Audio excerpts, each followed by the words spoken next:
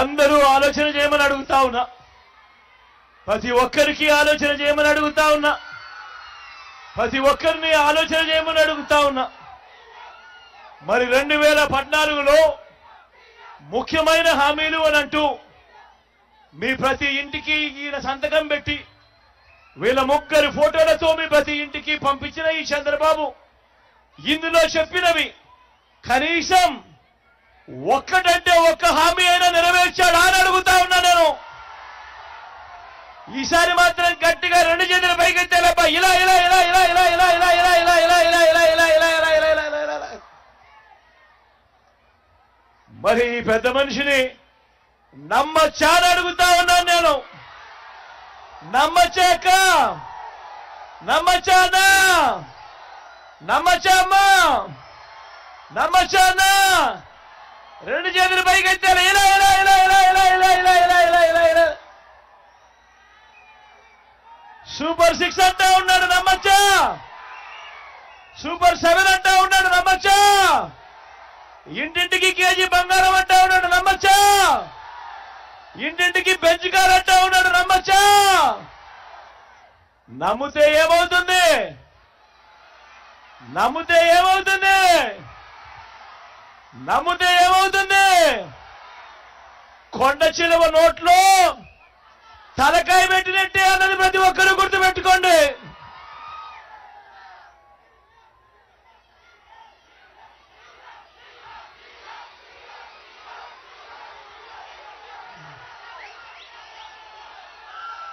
బాబు అధికారంలోకి వస్తే వర్షాలు గోవిందా, బాబు కుర్చీ ఎక్కితే రిజర్వాయర్లలో నీళ్లు గోవిందా, బాబు మాటలు నమ్మితే అంతే గోవిందా గోవిందా.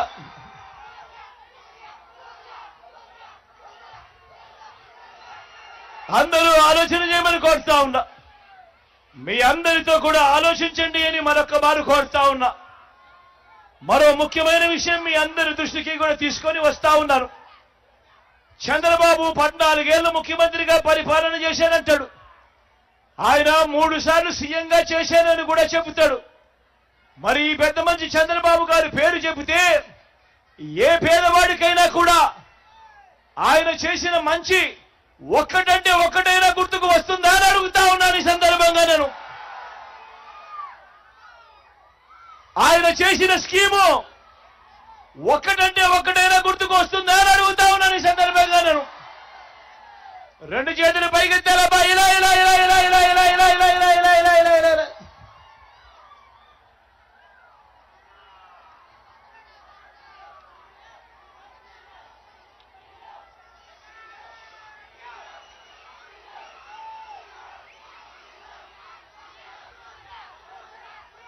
మరి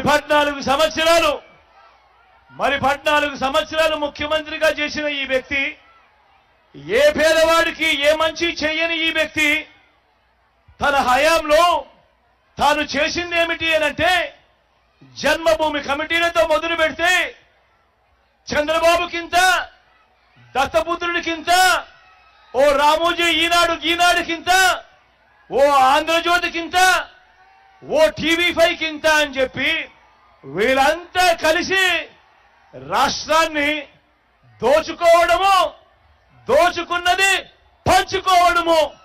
ఇది చంద్రబాబు గారు తన 14 ఏళ్ల ముఖ్యమంత్రిగా 3 సార్లు సీఎంగా ఉంటూ తాను చేసిన పని ఏమిటి అనంటే ఇది.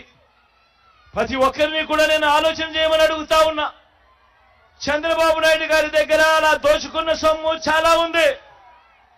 చంద్రబాబు నాయుడు దగ్గర అలా దోచుకున్న సొమ్ము చాలా ఉంది. అక్క నేను చెప్పేది బాగా వినండి. అక్క అన్న నేను చెప్పేది బాగా వినండి. తమ్ముడు నేను చెప్పేది బాగా వినండి. ఏ స్కీము చేయకుండా మీ బిడ్డ ఈరోజు బటన్ నొక్కుతా ఉన్నాడు.